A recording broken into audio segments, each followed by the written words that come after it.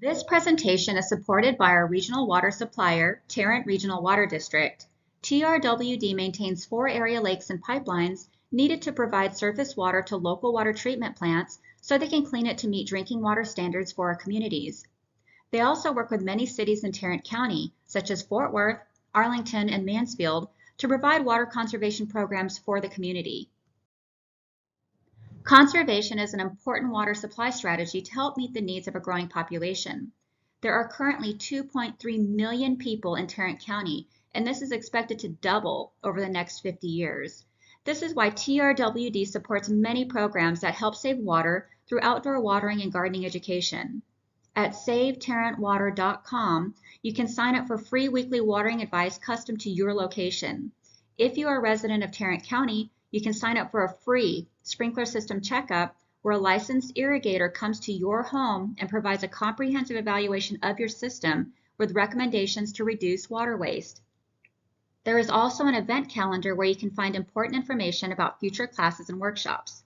TRWD also partners with organizations like Texas A&M AgriLife Extension Service and the Tarrant County Master Gardeners to provide educational programs just like this one. Be sure to check out SaveTarrantWater.com and sign up for their free services. Thank you for coming, and I'm excited to share with you just a little bit of information about backyard chickens. Now, someone mentioned to me that they didn't see how backyard chickens quite fit with the Master Gardener program. And I think as we go through this presentation, you're going to see that there is some really nice overlap. And so perhaps you'll see how chickens could fit in with your gardening. Now, the question is, why even raise backyard chickens? People have been raising chickens forever. There was a huge growth in interest during COVID, which is understandable. People were home. So many of their normal things had been shut down. And so people were looking for things to do at home. Having chickens in your backyard is getting back to nature. You may have had grandparents that had chickens, or maybe you had some when you were growing up at home as a child. And most people have seen chickens, you know about chickens, and it's nice to just have them right there in your yard. Now, when you're raising chickens for eggs, you know what they're eating, so you know what's in those eggs. And I think we're beginning to see that our food quality here in America can be questionable at times. And if you have chickens, you know what they're eating, so you know what you're eating. And there's something really nice about that. It's also nice to go out to collect your eggs and come in the house and whip up an omelet or make some pancakes and know that you're using your eggs fresh out of your yard, and it doesn't get any better than that. I'm going to add to that, though, that during COVID, when there were some supply chain issues, it was a real blessing to be able to provide eggs to people in my neighborhood, people in my family who were having trouble finding eggs in the store, but my girls were still laying, and so I was able to share. And there's something nice about being able to share with folks. It is a great hobby. Chickens are beautiful. They are funny.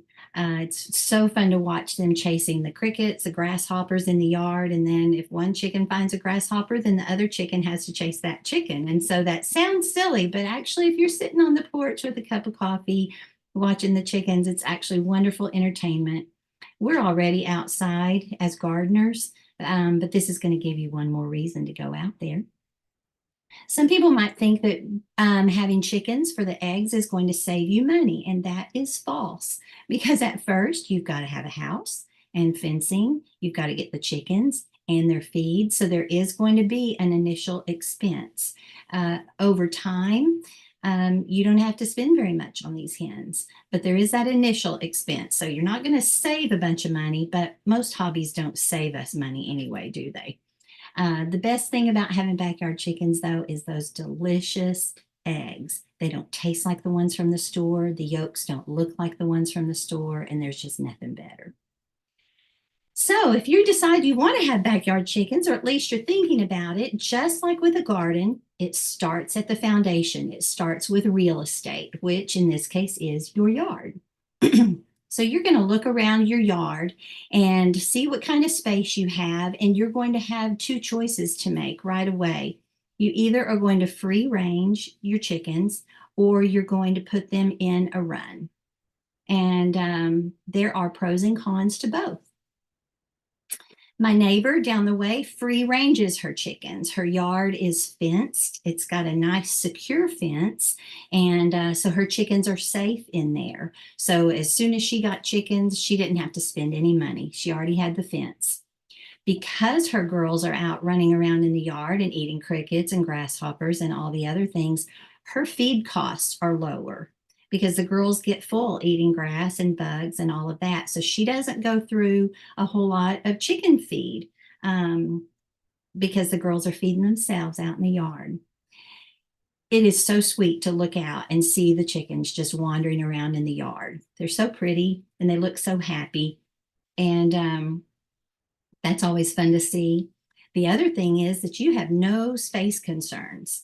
Um, AgriLife will tell you that you want to allow about 10 square feet for each chicken to have plenty of room to move around. But if you're putting them in your yard, with most of our sizes of yards, you can have a lot of chickens. So you have no space concerns if you free range your hens. Now, the downside is that chickens can dig wherever they choose, and they are going to choose the soil that you have amended and added compost to, and maybe some expanded shale, and you water it, and that's the best soil in your yard, isn't it? Your plants love it. Your chickens love it too. And so they may come and dig where you have some of your things planted. So be warned. Also, chickens are going to poop wherever they are. They are lovely ladies, but they do poop wherever they are. So if you have a pool deck or nice patio furniture, or like my stone sidewalk in the or stone path in the yard, if the chickens are there, they might decide to poop there. So before you have company come over, you might need to clean that up.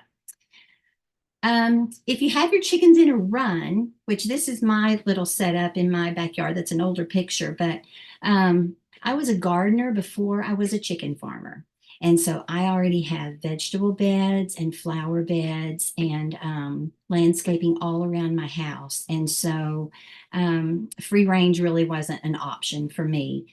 And so we have our chickens in a run, which meant that right away we had a fencing decision to make. We started out with a 2 inch by 4 inch field fence because we already had some, and found that mice get in through that, snakes get in through that, and that was not the best choice. We have found that hardware cloth comes 1/4 inch and 1/2 inch, I think. I think I have 1/4 inch right now. It's not ugly in my yard. I don't mind. I like things to be pretty, and it's not unattractive like some other kind of fencing.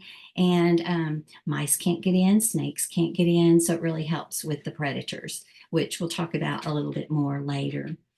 You're going to want to figure out how big you want your run to be. I'll admit that mine has grown over time. As I've added more chickens, my run has grown over time. You're going to want to think about the site.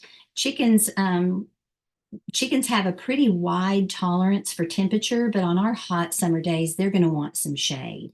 So you'll want to be sure that they have access to shade. Mine go underneath the big hen house. We've raised it up enough that they can go under there, and they like that. But you'll want them to have some shade and some sun.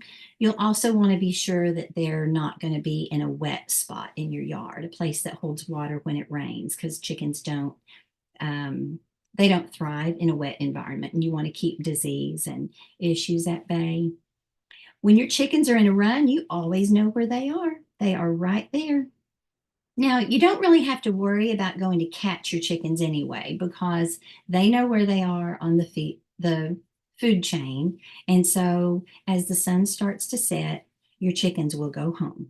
They will go to whatever house you have provided for them. And all you have to do is shut the door behind them once they're in there. So a run is not really You're not going to have to be hunting for your chickens unless you needed them in the middle of the day. They're going to be right there, safe and secure, and all the rest of your landscaping is safe because they're only digging where they are.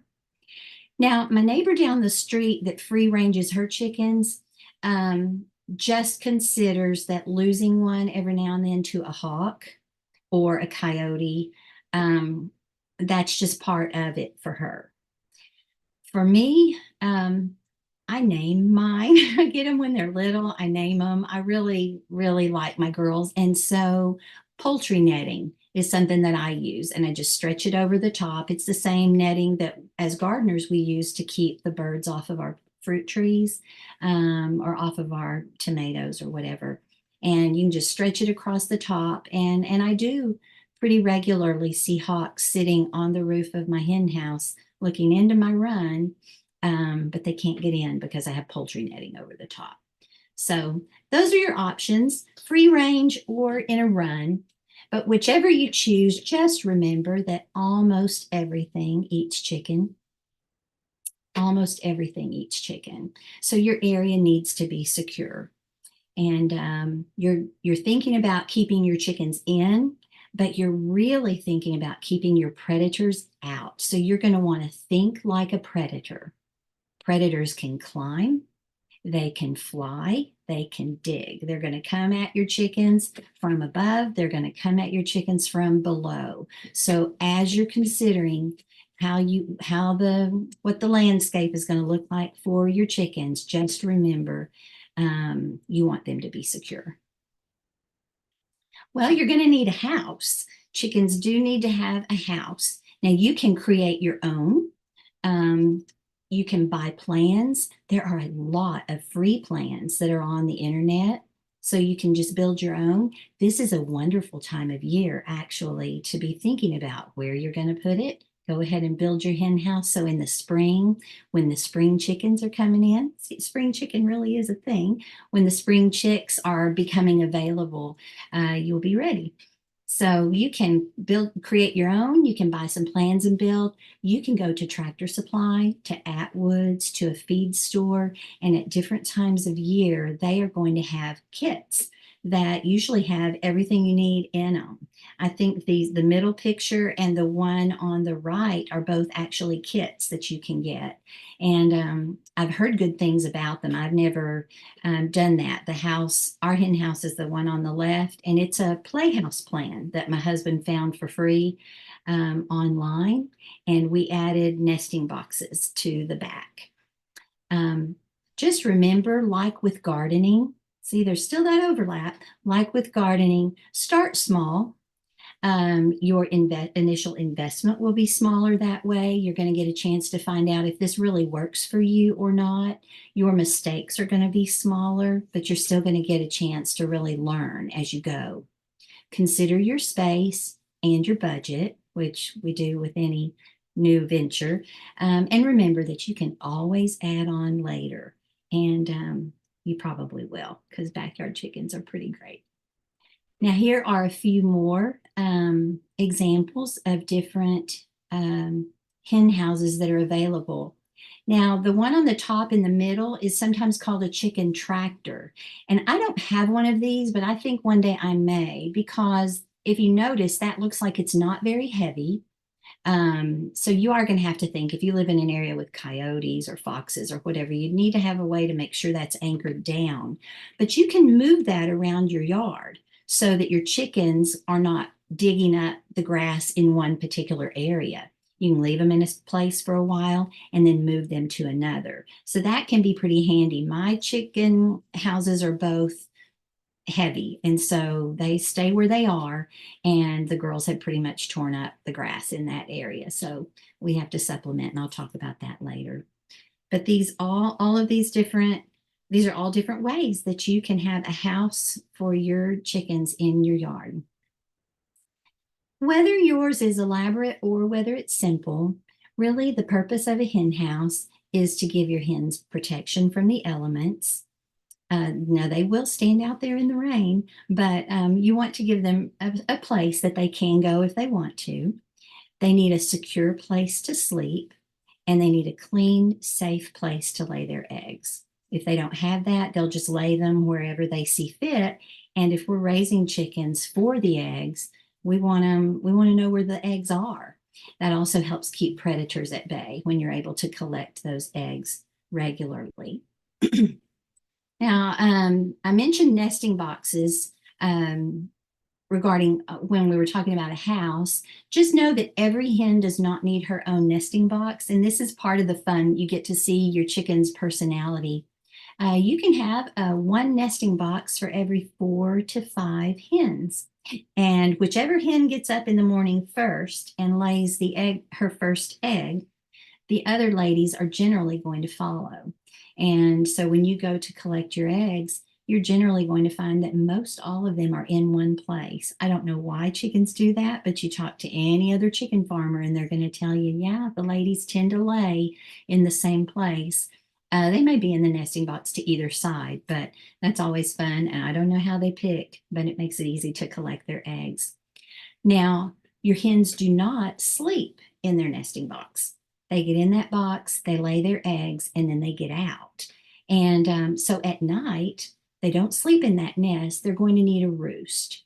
And a roost can be, there's debate about roost. Some people say that it should be square. Some people say that it should be round. My daughter has a roost in her hen house, or a couple of roosts in her hen house that are actually just branches from a tree that are about 2.5 or 3 inches diameter. But your chickens are going to need a place that they will roost. Kind of imagine if they didn't have a house, they would get up on a branch in a tree. So you're going to need this to be up off the ground, not above your nesting boxes though, because they will poop at night, and you don't want that in the nesting boxes. But be sure that your hen house has at least a couple of roosts. And it's fun in the winter. Your hens are going to sit real close together to keep each other warm. And in the summer, you're going to notice that they give each other a little bit of space because it's warm enough in the hen house. Speaking of, um, we do have such extremes in our temperature, and I'll talk about this more with our breeds later on, but you can put a heat lamp in your house. I don't tend to put one in until we get into the 20s. Some people put them in a little sooner, but if you do decide to have a heat source in your hen house, be sure that you don't clamp it in or nail it in. Be sure that you screw it in, that it's secured very, very well. You don't want there to be any risk that that heat source can fall and catch your bedding on fire, because every now and then you'll hear of that, and that's a tragedy that none of us want. So if you put in a heat source for the winter, just be sure that it's anchored securely.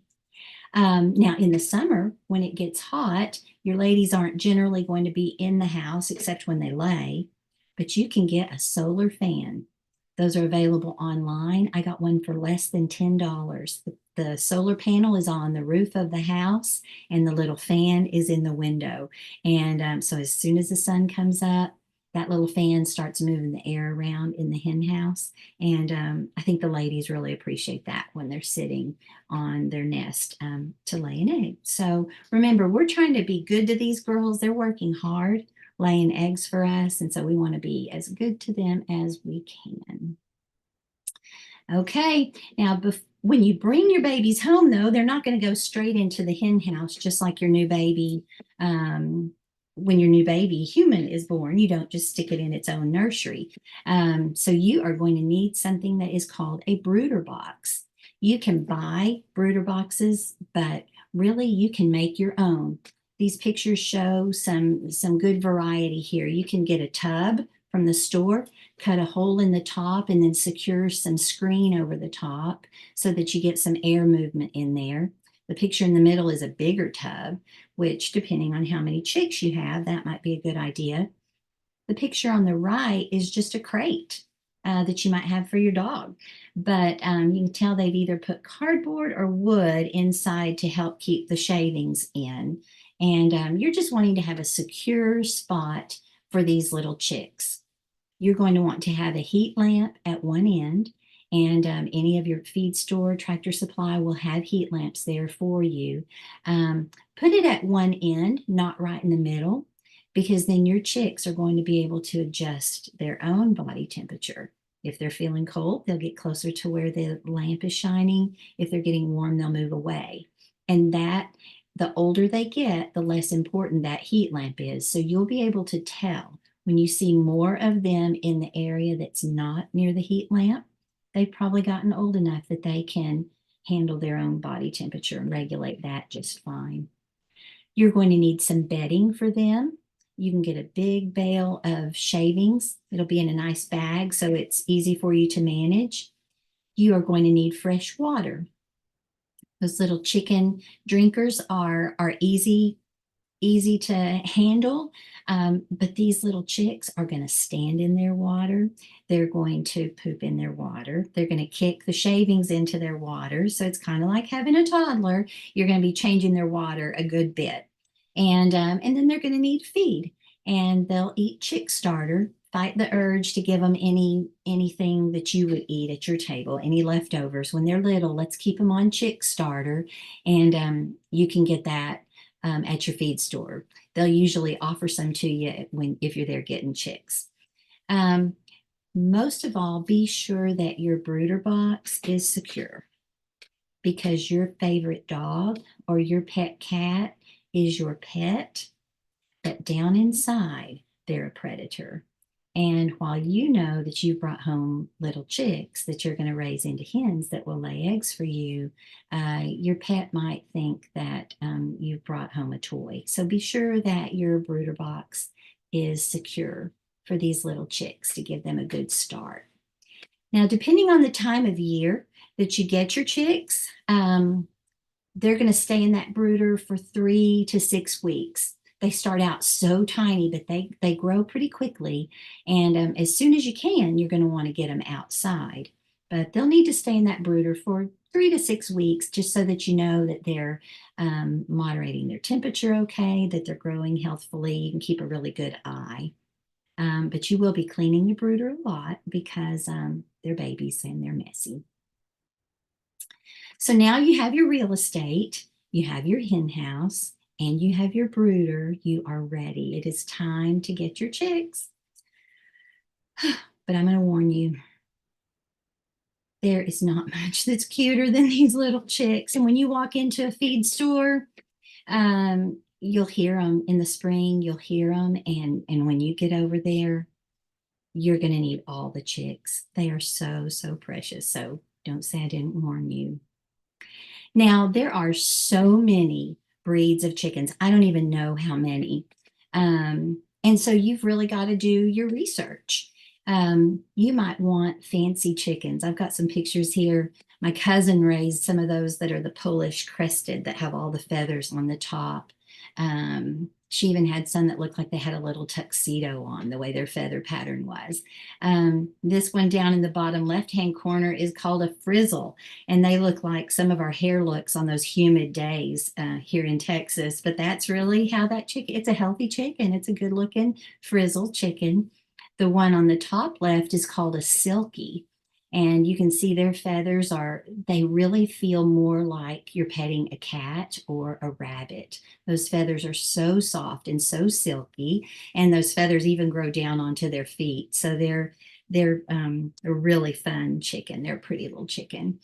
There are so many different kinds. So you're going to want to research your breeds and see what's out there and what sounds good to you. And I'll talk a little bit more about how you can do that in just a minute. But before you go to the feed store or get on a website, you need to know a little bit of poultry lingo so that you sound like you know what you're doing. You're going to hear them talk about a cockerel. A cockerel is a male chicken that is less than a year old, and he is going to mature into a rooster. A pullet is a female chicken that is under a year old. She matures into a hen. Now you're going to see, when you go to a feed store, you're going to see they'll have all their chickens in different kinds of cages or bins or whatever, and some of them will be labeled as sexed or straight run. And this is really important. Sexed means that there is somebody at the hatchery that, as soon as these little chicks hatched, looked at them and determined their gender. I don't know how they do it, but apparently it's difficult. But there are some people that are very, very good at it. Always gotten sexed chickens, and out of all of the chickens I've ever had, I've gotten one rooster. Because I wanted pullets. I wanted females because I wanted the eggs. And so if you want to know that you're getting layers, you're going to want to watch for sexed chickens. And again, every now and then a little roo will get in there. And we loved our rooster, but his name was Charlie, but um, he didn't lay eggs, and that's what we wanted. So straight run means that these chickens have not been sorted, that when they hatched, they were gathered up and sent off to be sold. And so as nature goes, you're going to have quite a few hens and quite a few pullets and quite a few cockerels, and you're not going to know until 12, 14, 16 weeks when that little guy that you thought was a pullet starts growing some better tail feathers than your other chickens, and also starts trying out his voice. And it is pretty sweet, but you've got to think about why you are getting chickens. That's going to help you know whether you want sexed or straight run. If you're wanting to continue to raise your own chicks at home, then you're going to want a rooster. You're not going to want very many roosters though, because they will fight with each other. They want to be the king. And a rooster does take really good care of his hens. He will protect her from predators, but he also is going to chase them around because they are typically pretty amorous. So you're warned. Um, Let's see, here we go. There are different breeds of chickens too. This bottom box that's gold. Um, Bantams are the small ones. They are so cute. Now, and some people are very partial to bantams. They do lay eggs and they are good for meat. Now, since they're smaller, their eggs are going to be smaller and you'll get less meat per bird. But some of their coloring is really beautiful and their personalities tend to be really, really sweet. A broiler or fryer is pretty obvious. That's a chicken that's going to be raised primarily for meat. They quite often are not as good layers because they're bulking up their bodies instead of laying as many eggs. A dual purpose chicken, I know this sounds so practical, but we're grown-ups here. A dual purpose chicken is one that is good for both meat and for eggs. It's going to be a pretty good layer. And also, if you decide that you want to use it for meat, it will be worth it. The heavies, these are beautiful chickens. They are large breeds. They can be good for meat or for eggs. They are lovely. Their personalities are typically really great. They are going to eat more feed because they're bigger. So you know that. Now, a layer is a hen that is really better for egg production. They don't tend to hold as much meat on their body because they're busy laying eggs. So these are the labels that you're going to see attached to different breeds of chickens as you're researching them. So again, you're going to want to keep in mind what your goal is in your yard.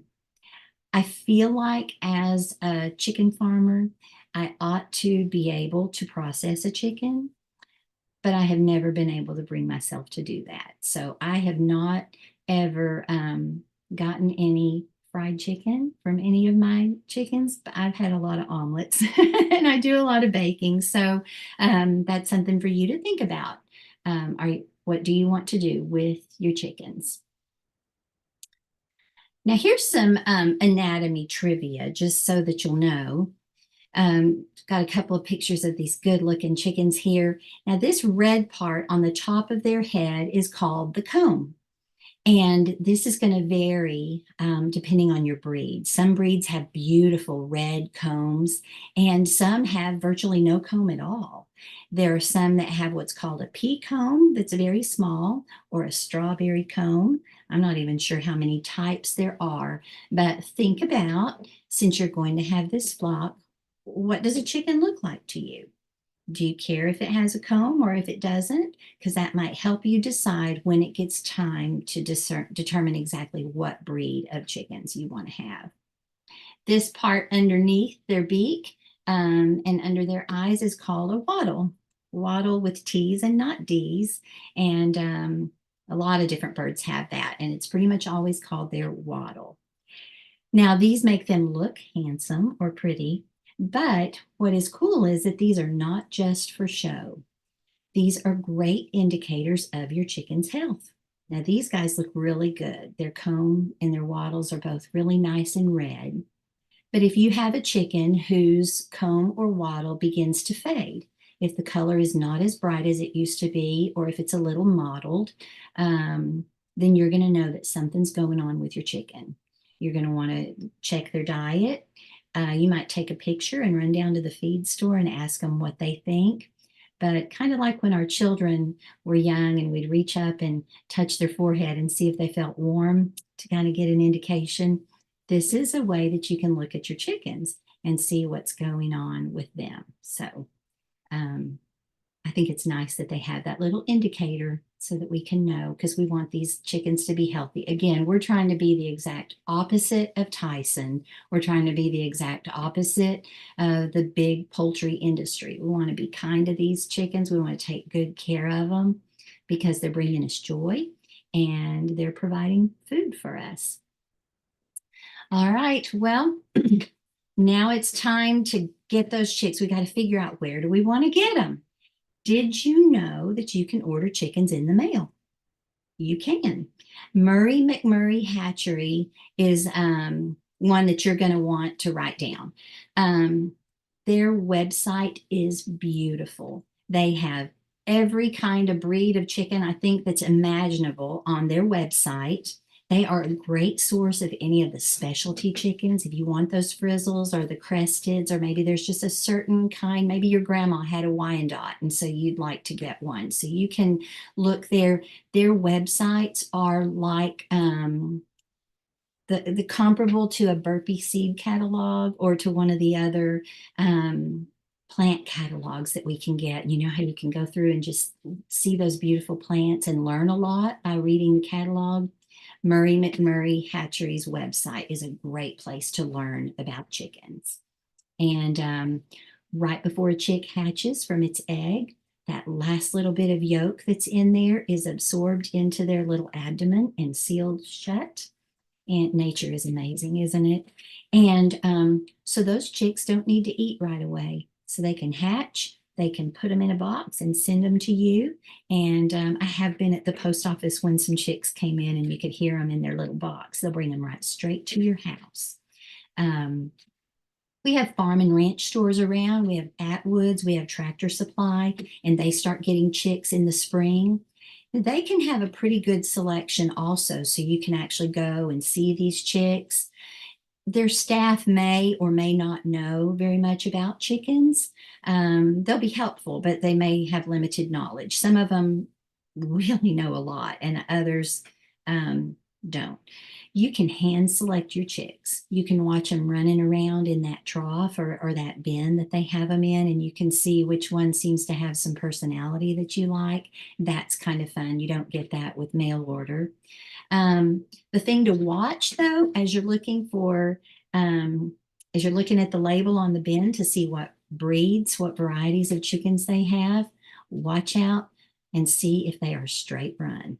Remember, that means those are chickens that haven't been sexed. And so you're going to look in that tank, and roughly half of them are roosters and half of them are going to be pullets. And if you're wanting eggs, you want pullets. And so you're going to want to don't fall in love with a chick that's in a straight run bin.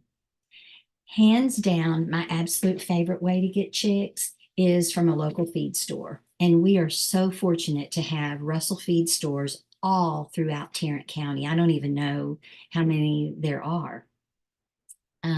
We have a place out west of here, and even Mineral Wells is going to be getting a Russell feed store. So you can always find a Russell feed store.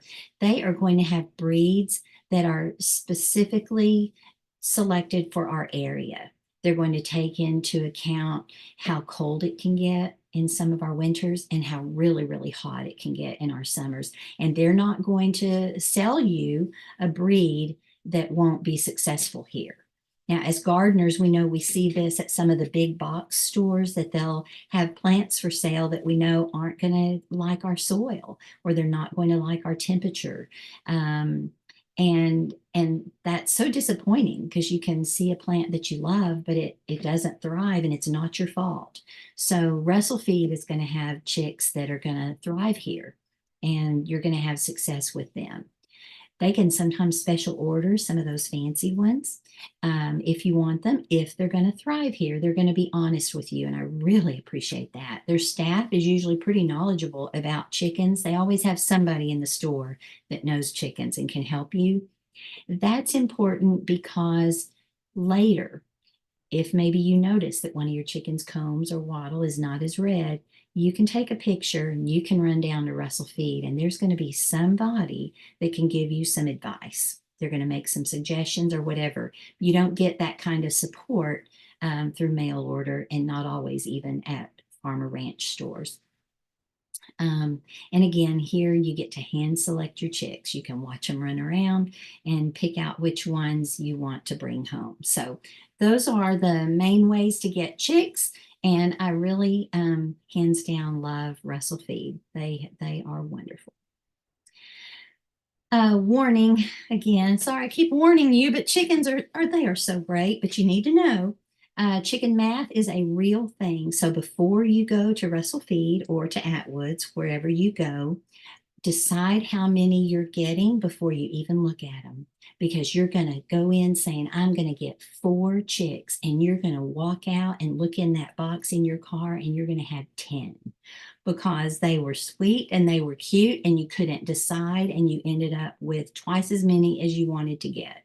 So remember, we're wanting to keep this under control, at least when we're starting. And so you are warned, chicken math is real and there is not a cure. So there you go. Now you know. All right. I love when you leave the feed store and you have this box and it has chickens in it. And they'll be quiet at first when you're moving around in the car, but then they'll get noisy. They'll start talking to each other. So you've got these chicks. What do you do? Here you go. Handle them often.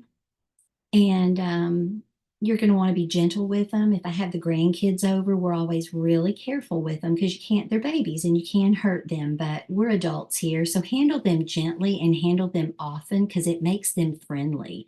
And they will get to where they hear the screen door open and they come running because they want to see you. Talk to them. Some of us talk to our plants anyway, so this isn't such a stretch. Talk to your chickens because they're going to learn your voice, and that's nice. If you're when I'm out working in the garden, even though my girls are in a run, they talk to me and I talk to them, and because it's a happy place here. That's what we want it to be. Let them eat from your hand, either their feed or grass or some treats. They love mealworms.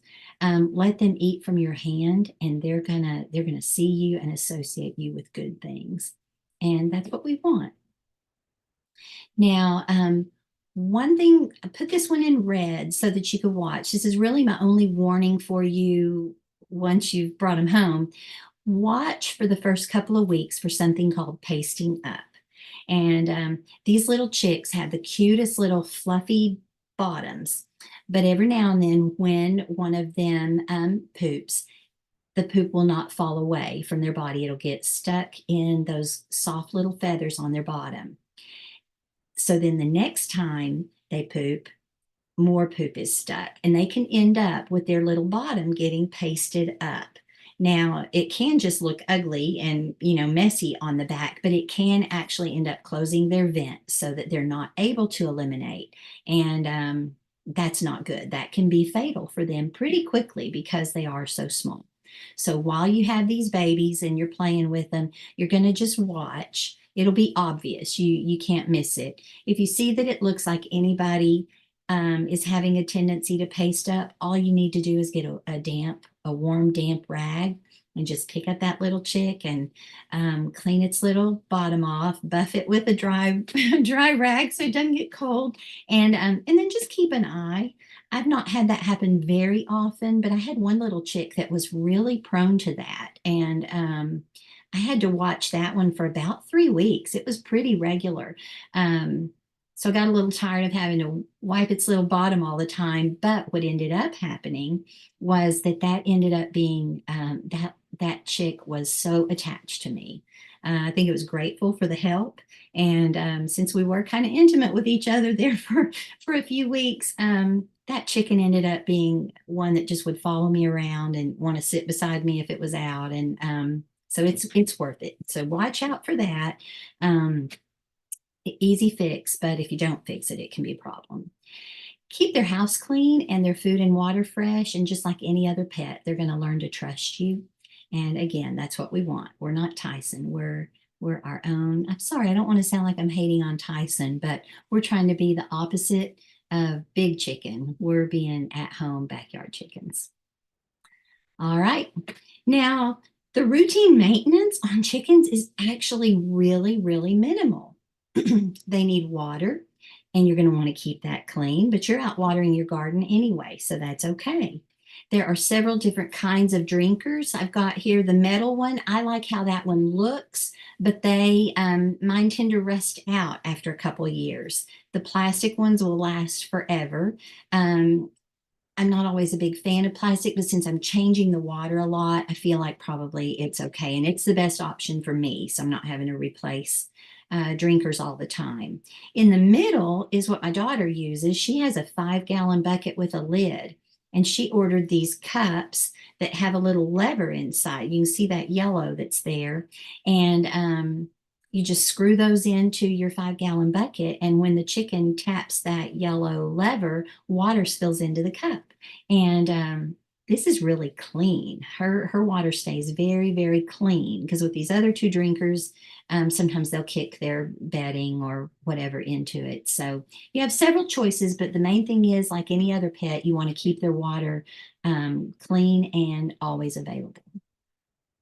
When it comes to food, there's commercial feed that you can buy at any of the feed stores, farm and ranch stores. They're going to have commercial feed, and there's different blends for your layers. They have it again for babies, the chick starter, and so you have a lot of choices there, and you can just look and they'll give you descriptions so you can know what you want. Or if you're at Russell Feed, just ask them that my chickens, how long do they stay on chick starter? When do I need to start them on to big girl feed? And they'll tell you. You can make your own. I have never done this, but on Pinterest and other places online, I see that some people really love to make their own chicken feed. And again, what our chickens eat is what eventually we end up eating. The quality of their feed impacts the quality of their eggs. So you might decide at some point that you want to make your own. You can give them table scraps, and they're not supposed, you can see online, you can check the list, is sometimes it'll vary. You don't want them to have avocados, you don't want them to have bananas, but otherwise throw it in the run. If it's good for them or if they like it, they'll eat it. If they don't or it's not, then they won't. So table scraps, garden scraps. One way, again, that this overlaps with being a master gardener is that if I end up that a mockingbird pecks one of my tomatoes, or if the earworms get into my corn, I'm not as frustrated as I used to be because I just give that tomato or that corn to my chickens and they're grateful to have it. So this impacts my compost pile a little bit because there are things that I would have put in my compost that now I give to my hens, but they will definitely love your table scraps or garden scraps. And I will suggest at least one time, if you do raise chickens, give them some leftover spaghetti. And you can imagine it's pretty fun to watch. So that's one of their favorite table scraps. Grass, weeds, bugs. You can give them things from your yard. It's fun to garden. And the downside is that my chickens have never liked tomato hornworms. And I've looked at those and I thought, goodness, that's got to be 6 grams of protein right there. But my chickens don't like hornworms. Maybe yours will, but they do love to eat your grass, your weeds, your bugs. Now, one other thing that you're going to want to have that is easy, do it once and then just check it from time to time is a dust bath. Remember, we've talked about how we don't need to keep them wet. We don't want their spot to be wet, but they love a dust bath. In fact, they will spend most of their afternoon in a dust bath.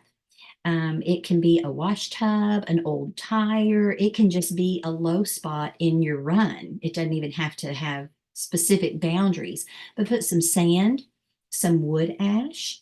Um, I like to put just a little touch of diatomaceous earth, not too much, but just a little, and stir that up, and your ladies will just they'll get in there and fluff around. That gets all up underneath their feathers. It helps keep their skin healthy, and it helps prevent mites, which we don't want. So your ladies will love having a dust bath, and you'll enjoy watching them enjoy that. So otherwise, there you go. These gals are pretty easy.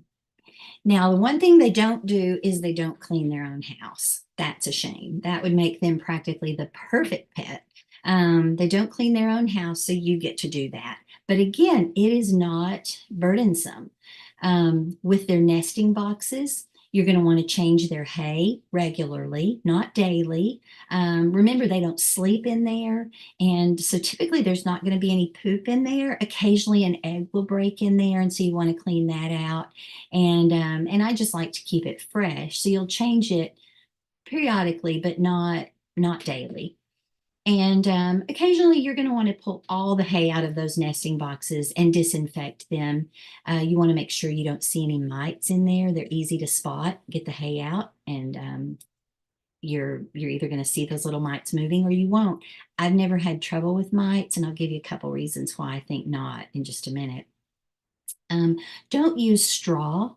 I think it's a little bit cheaper than hay if you buy a bale of it, but straw is hollow. I mean, think straw, and so mites can get into straw and create a problem for you, but they don't do that with hay. So you're going to want to use hay. Some people use pine shavings even in their nesting boxes, or wood shavings, and you can do that. I usually use hay because I have it in their nesting boxes, and then I have it on the floor underneath their roosts, because then it catches the droppings from the night and I can clean that out. We talked about how they have those roosts that they sleep on. And so you're going to want to check those out, make sure that they stay clean, disinfect those occasionally, just in case you have any mites wanting to get started or anything else. Just spray them real quick with a disinfectant.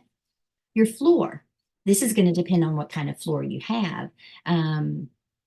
Some people's hen house is right on the ground, and so their floor is the dirt or the sand. And so you're just going to want to shovel it to get the waste out from at night. Your hens don't spend a lot of time in their house. They sleep there, they lay their eggs there, but otherwise, they're like master gardeners. They want to be outside. So just be sure that the floor stays clean regularly. You don't have to do it daily.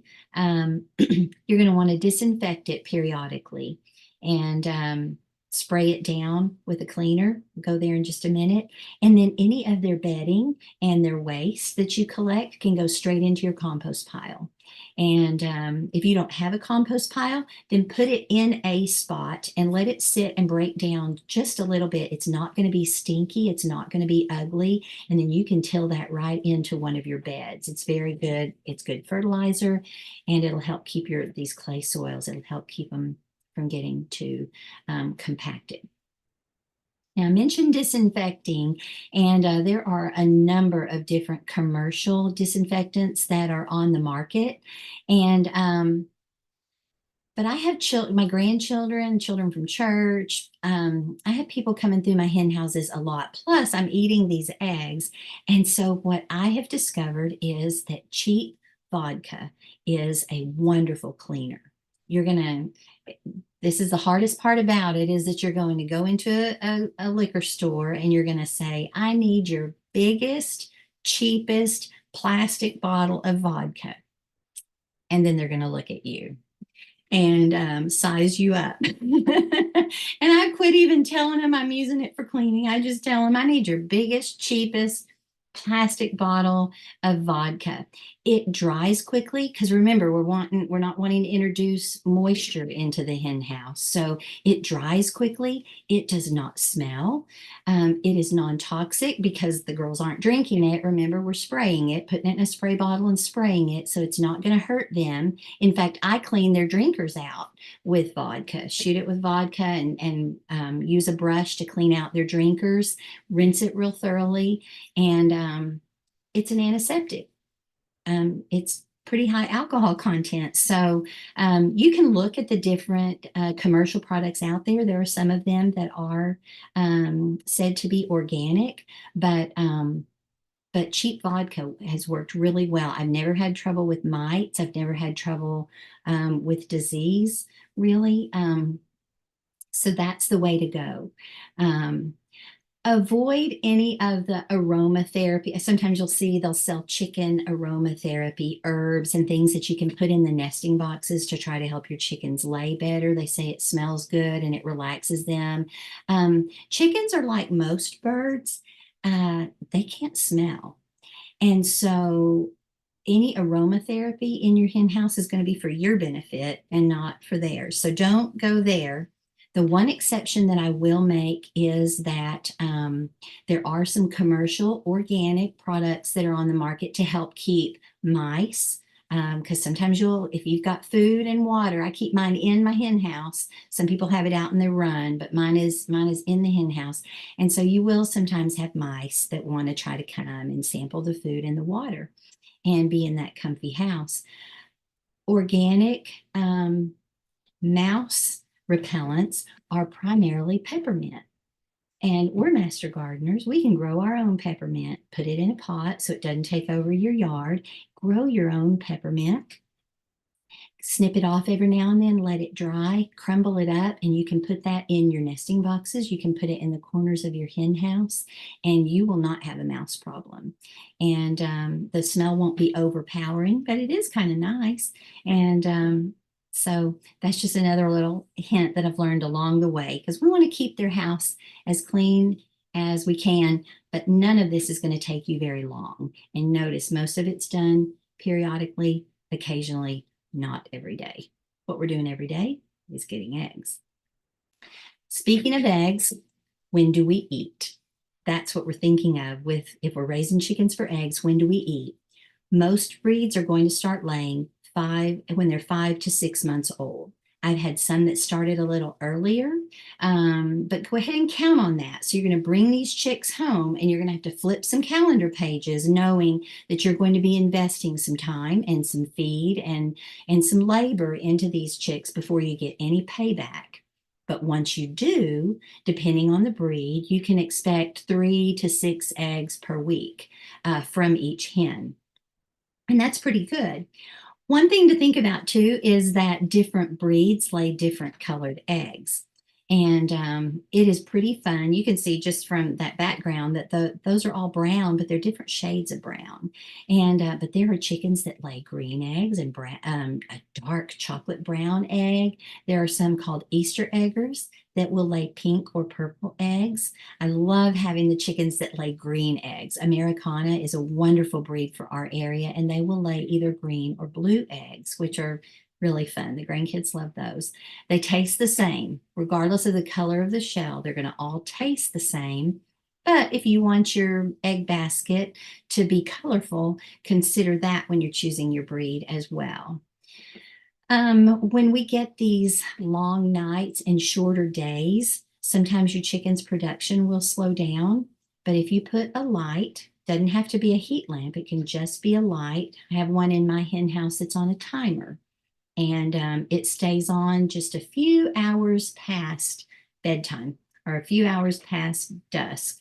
And that will help them continue to produce about like they did during the summer. So again, if you're going to put a light, even not a heat lamp, be sure that it's anchored securely because you don't want that to fall onto your bedding. For most chickens, their production is going to decline after 2, maybe 3 years, and then you're going to have a choice to make. Whether you're going to just let that chicken go ahead and live out the rest of its life in your yard, or if you're not. I know a gentleman who has some land and he will take chickens from people, chickens that are not laying anymore. He likes them for insect control and for his farm. He doesn't have a vegetable garden, but he has a farm. So sometimes some people give their chickens away to people. I typically let mine live their life out here. But that is a choice that you may have to make because they will not continue to lay forever. But they are still very sweet. Okay, now I'm going to go ahead and tell you the other thing that you need to know that after a couple of years, or sometimes after about a year and a half, you may go out one day to see your chickens. You're going to let them out of their hen house and feathers are just going to fly. It's like they had a pillow fight in the night, but there wasn't a pillow in there. You will see so many feathers and you may notice that at least one, maybe several of your chickens look terrible. They look like they've been plucked. Their wattle and their comb will usually still have a nice color. That look, you think, okay, you must be healthy, but all of your feathers are gone and they look terrible. This is called a molt. And this is just, they lose their feathers. They will stop laying during this time. And this is natural. This is just what they do. It's a nice reset for them, if you want to think of it that way. They've been working hard laying these eggs for you for maybe a year, maybe a year and a half. And I've never been able to really pick up on when my chickens would molt. I just would notice that, oh, here we go. Lots of feathers and no eggs from that chick. Feathers going to fall out pretty quickly, but they'll grow back. It'll take them about a month, maybe a little longer. And when they do grow back, they are glorious. Your chicken is going to be fat and shiny and sassy and very proud of herself. During a molt, you're going to want to watch because if you've got some chickens molting and some chickens not, the pecking order is real. And your chickens that are not molting, that still look lovely and are still laying eggs, are going to get an attitude. And they're going to see the ones who don't look pretty and are not laying eggs, and they might pick on them.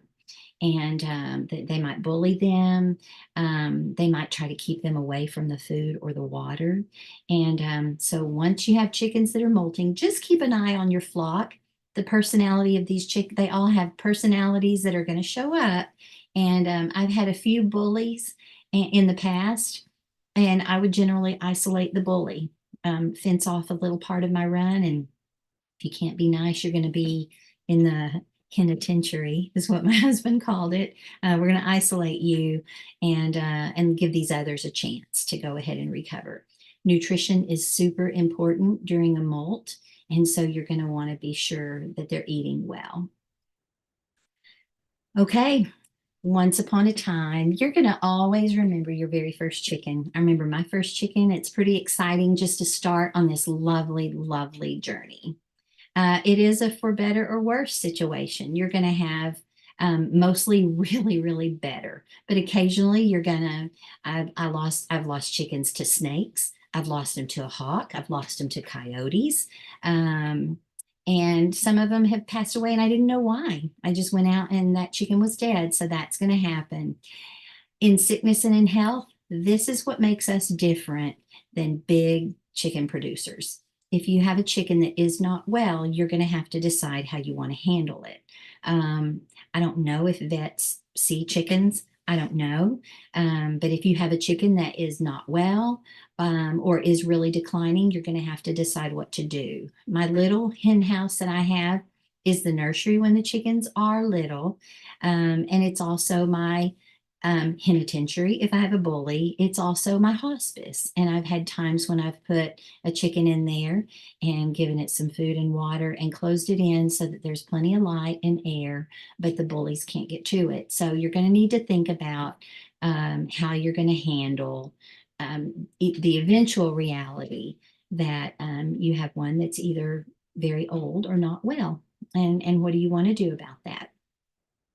The beauty is that anytime people come and see your chickens, they get a chance. The children that come and see your little chicks are going to learn so much about kindness, and they're going to see that we treat things that are little very gently, and we're kind. And it's lovely to see that that's in their nature.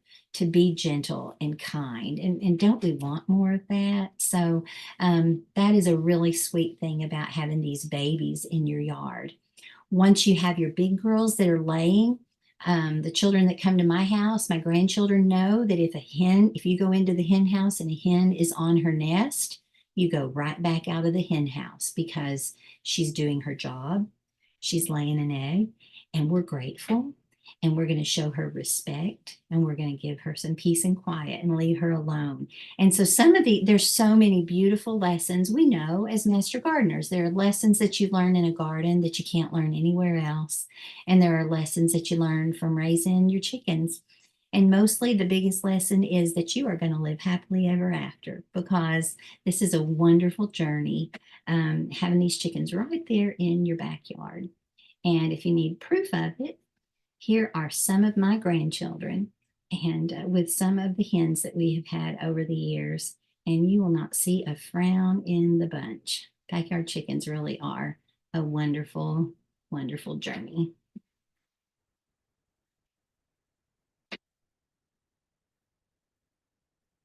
So thank you for letting me share. And I think I'm going back to Dick now. Yep, you're back. Thank you. If you have questions, you can put them in the Q&A, or if you will raise your hand, we will unmute you so you can ask Joann any questions that you may have. Joann, you did a great job. You covered everything. Thank you. I think it's better than the last time. Not that I remember the last time, but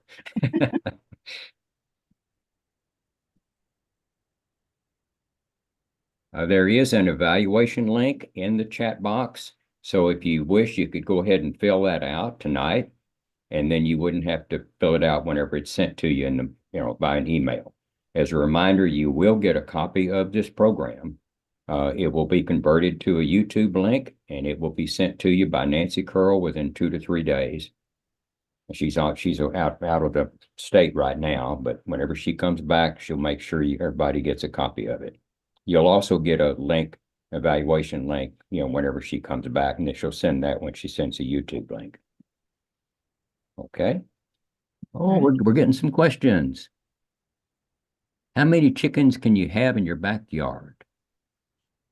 Ooh, well, it depends on the size of your backyard. Yeah.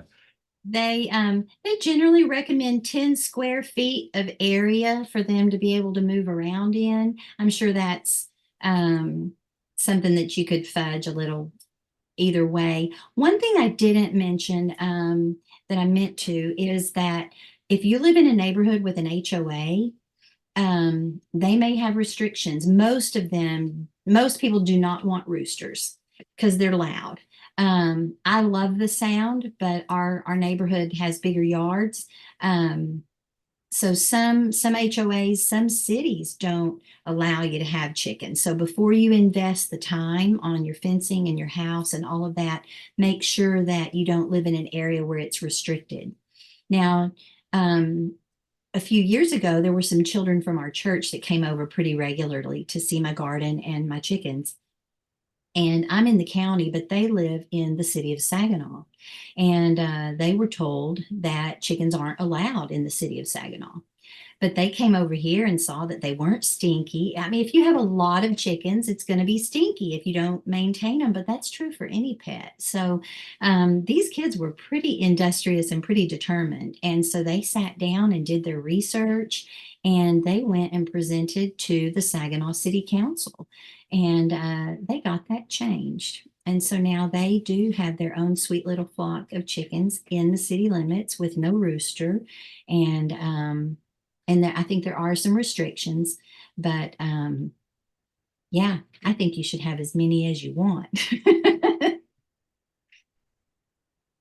Okay. Do you clean off the eggs every time you collect them? Oh, that's a great question. If you get out there to your hen house right after a hen gets off of her nest, besides the fact that you're going to notice that that egg is warm, it is going to be damp. And that coating that is on that just gets on it as it passes through her system is called bloom. which there's another Master Gardener tie-in. It's called Bloom, and it is an antiseptic coating that seals up the pores that are in that egg. And so you can bring it into your house and you can sit it on your counter, and that egg can sit there for 6 weeks unrefrigerated. My daughter doesn't refrigerate any of hers. My husband grew up with eggs in the refrigerator, and that's how he wants them. So I put mine in the refrigerator anyway, but you don't have to. Now, the reason the ones we get from the store have been refrigerated is because they have been washed, and that bloom has been wiped away. And so those shells are porous, and so they need to be refrigerated. But if you get them fresh out of your yard, you don't have to refrigerate them. Susan says she really enjoyed your session and you had just the right amount of humor. Oh.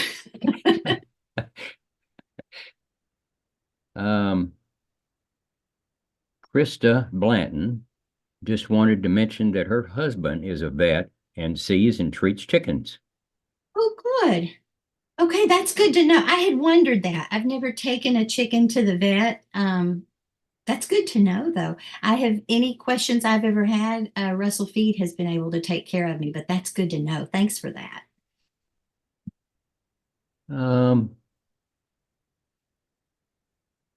Vicky wants to know, how large is your chicken house?